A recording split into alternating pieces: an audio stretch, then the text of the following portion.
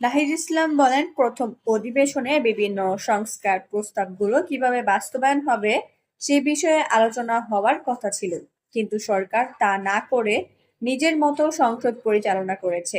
এভাবে করলে জনগণকে সঙ্গে নিয়ে আন্দোলন আমাদের একমাত্র পথ হয়ে দাঁড়াবে। নাহিদ ইসলাম আরো বলেন, আমাদের 54 বছর ধরে গণতান্ত্রিক আকাঙ্ক্ষা বাস্তবায়নের জন্য লড়াই করতে হচ্ছে।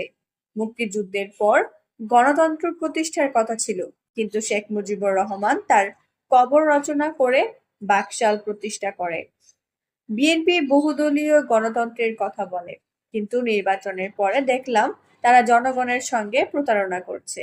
এনসিপির আহ্বায়ক বলেন, আমরা বলেছি উচ্চকক্ষ লাগবে, কারণ বাংলাদেশে যে কোনো সরকার ক্ষমতায় এলে সংবিধান নিজের মতো সংশোধন করে নেয়, ফলে একটা ভারসাম্য দরকার। সংবিধান পরিবর্তনের ক্ষেত্রে যেন একটি গণভোটের ব্যবস্থা থাকে। আমরা বলেছি যেন সাংবিধানিক প্রতিষ্ঠান দলীয়করণ না হয়, নিয়োগে প্রধানমন্ত্রীর একক হাতে না থাকে।